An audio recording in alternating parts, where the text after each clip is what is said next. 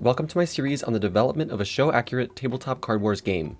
Over the past week, I have been scrutinizing, scrawling, and screaming to move forwards in development and managed to create a very early prototype. But before we get there, let me walk you through my process. Because Card Wars is so complex and layered with so many elements, I'm going to be splitting it apart into key components and ironing out their functionality before moving on to the next focus in order of most importance. Right now, the order of importance is based on what it will take to make a minimum viable product, an alpha prototype, which means the first thing I'm going to have to do is flesh out the turn structure and basic combat functionality. This is not a simple task, because the bare bones of the game that I design here need to be capable of supporting all future editions without collapsing.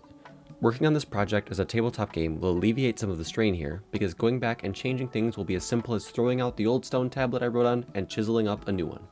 I started by writing up my assumptions on how the turn structure might work, so that I could fix it as I research instead of trying to build as I go.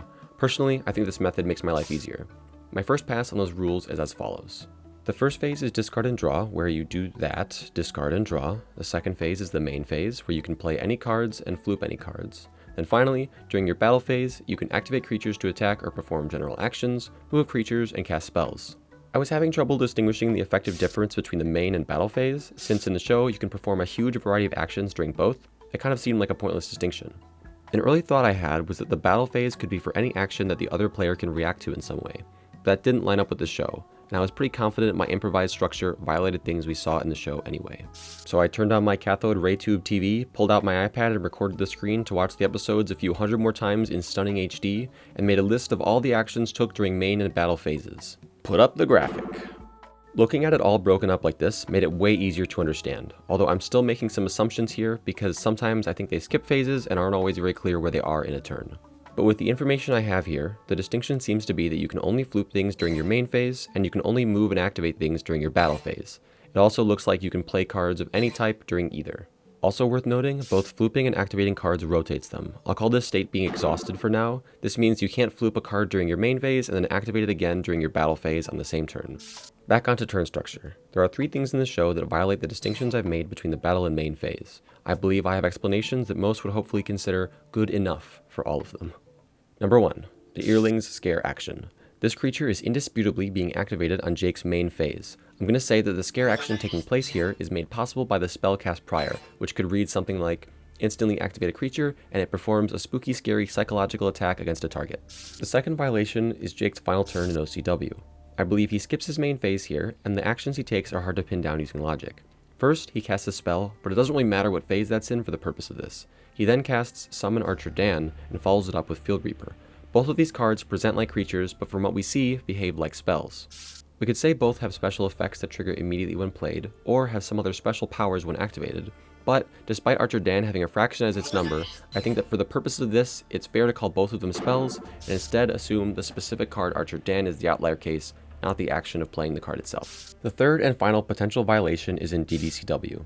Turn structure basically doesn't exist at all in this episode, but in the first game, Jake says, I floop the hay barn, and I attack with feet, man!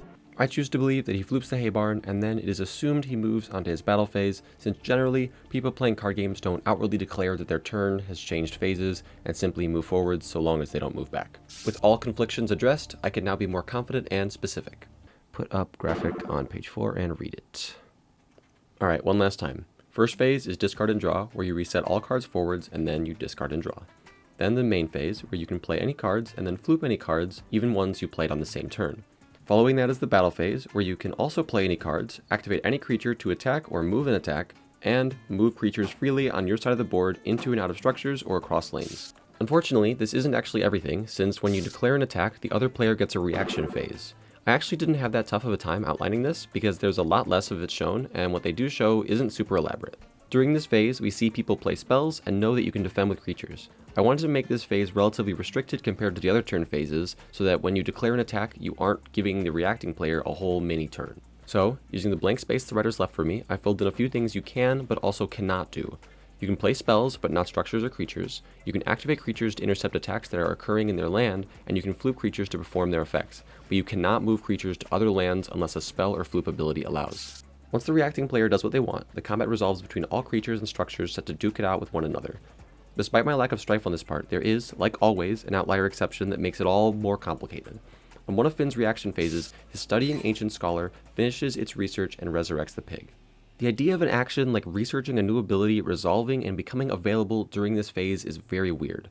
I, unfortunately, will not be dealing with this right now, and plan on deciding what to do about it once I figure out the research mechanic later on. So turn structure has now been laid out well enough for this stage of development, and the next step for a testable game, like I said, is combat. Combat is a central part of CardWars, so it will require a lot of care to get right. I want to be clear that anything and everything I test for now and in the near future is either deliberately bare bones or subject to immense change. In previous projects I've worked on, my main focus was always speed and simplicity for all mechanics, since just because something is condensed doesn't always mean it can't have depth and variety.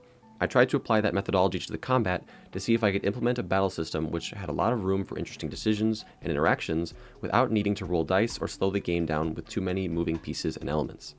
This ended up being the wrong approach. Everything I devised, which were concepts that worked more like other popular card games such as Magic the Gathering, Yu-Gi-Oh! Or Pokemon, ended up flat. Without a slower process or enough randomness, I can look at my creature stats and then yours and know if I attack it, how much damage both will take and which will die. Boring. I want it so that when I sick my dog on your crying priest, the exchange is something you can watch unfold with interest. I worked through several ideas just throwing paint at the wall using this new design goal. Combat is something you can watch unfold with interest. What if combat was resolved with dice pools based on the creature's attack? What if creatures have special attacks? What if fights could end before either combatant dies? What sort of advantage should the attacker have and how much? What if a creature is inside a building? What if you had multiple ways to respond to an attack, like blocking or running away? What if combat could go on for many back and forths or across multiple turns? What if creatures could remain on the enemy side of the board after the battle? What if there are crits and misses? What if multiple creatures attack one target? Did you see what I did there? I got ahead of myself. All I need is a simple prototype to test the basic functions of the game. What I don't need to be doing right now is address the awesome possibilities for the future of CardWars combat in all of its stupid glory. So, I reined it back in and made a simple placeholder battle system to get a feel for things. Creature targets creature, attacker rolls 1d6. If 6, crit and do double damage. Defender rolls, if they survive, do the same. Then, the attacker gets to swing once more, but if they roll a 1, they miss. Because the reaction phase is quite powerful, I wanted to make the combat extremely attacker-sided, but the balancing there did not have to be perfect to the moment, and it definitely was not. What I had at this point was enough, save for some cards to test with, so I threw more paint at the wall to make a handful of arbitrarily designed creatures, structures, and spells, because there isn't enough information yet to have any idea what sort of abilities or stats make sense anyway. I made up some funny stuff, did some scrappy doodles, and here they are.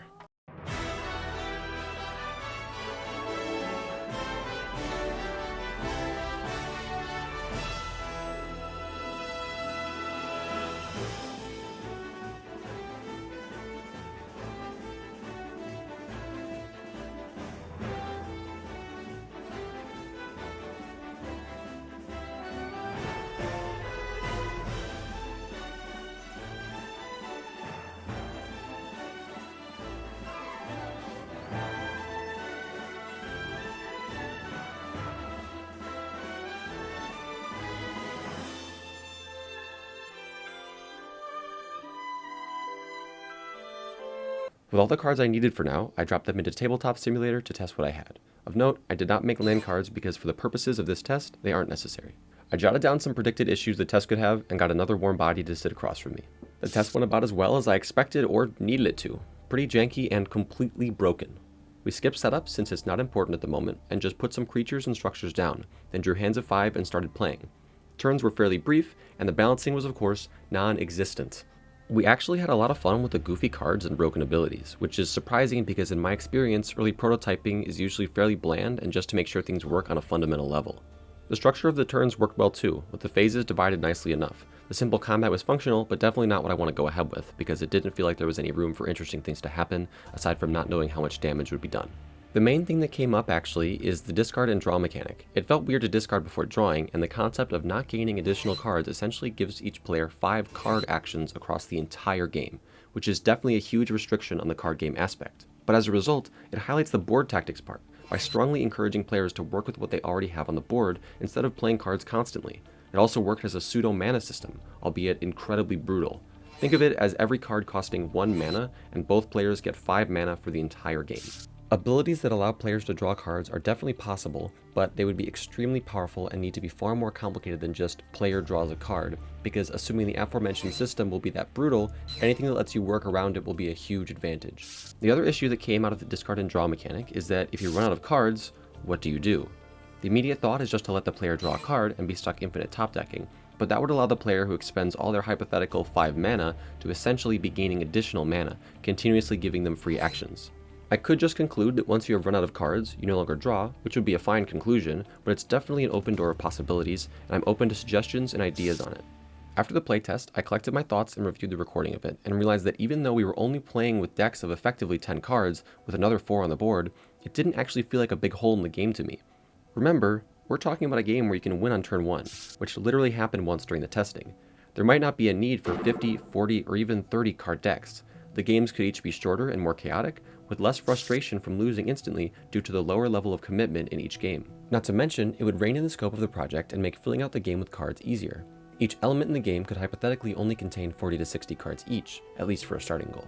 The game could then be played by picking out the cards you want in your kingdom during setup, then grabbing, let's say, 20 random cards from the elements you're using and just playing with those. Of course, deck building would still be possible if you choose to play that way. I would love to hear what you guys think of this idea, but it's just hypothetical right now and I'm not far enough along in development to commit to anything specific like this. Even when working on a project and focusing only on one aspect of the game at a time to manage scope, it's impossible to not think of other crazy ideas, and I can't not share them. I'm going to put my brand new Adventure Time OC over this part. He's super awesome, totally original, and he's also super cool. Lots of love for Globulin, please.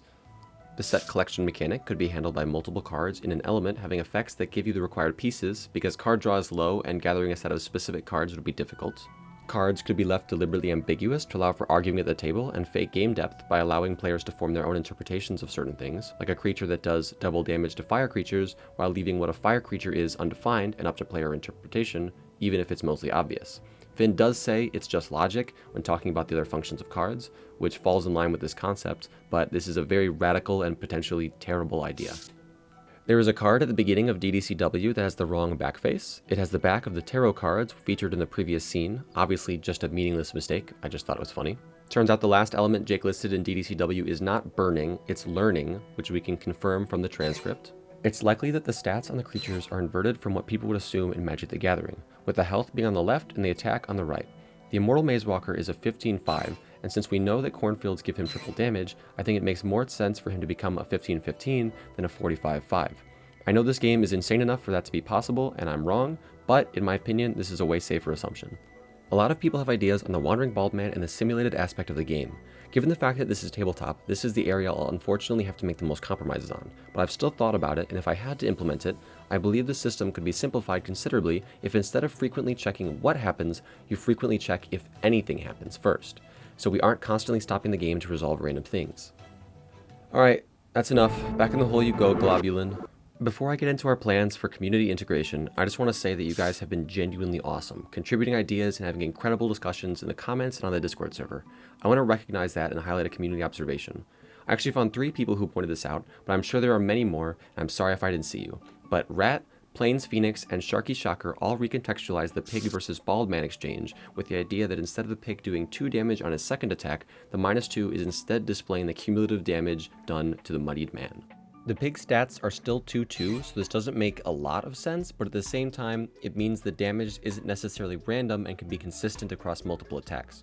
I'm not even sure what I'm going to do with this idea exactly, since I still want the combat to include a random element, but this interpretation allows me vastly more flexibility when designing the battle system because it's a far simpler explanation. So I am no longer required to implement a system for critical strikes or random damage if I decide that isn't the best route anymore. You have all been so amazing. This last week can be described by no other word than insane. There is so much more interest and support for the project than I could have ever anticipated. I know it's formulaic, but I would really appreciate it if you like and subscribe. It genuinely makes a big difference.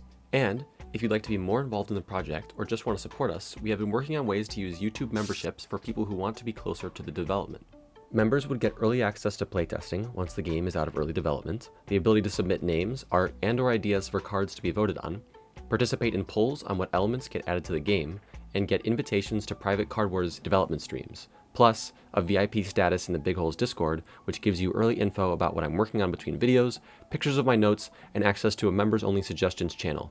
A membership would cost $5 a month, and because this is a paid service, I intend to do everything in my power to make sure you feel the money is worth it. All that said, I want to be clear. Playtesting will still be made available for non-members, and I have no intention of locking anything about the game or future devlogs behind a paywall. The game will still be made publicly available once completed, and regularly throughout development for open playtesting. I am still reading as many comments and suggestions as I can on YouTube and in the Discord channels, and will not ignore good suggestions simply because they are not from members. But if you'd like to support the process and be more involved and those perks sound good to you, please consider becoming a member. We may introduce more member features in the future, so we hope you stay tuned. Before the video ends, the very last thing I have to say is a big announcement. Yes, I know about the mobile game.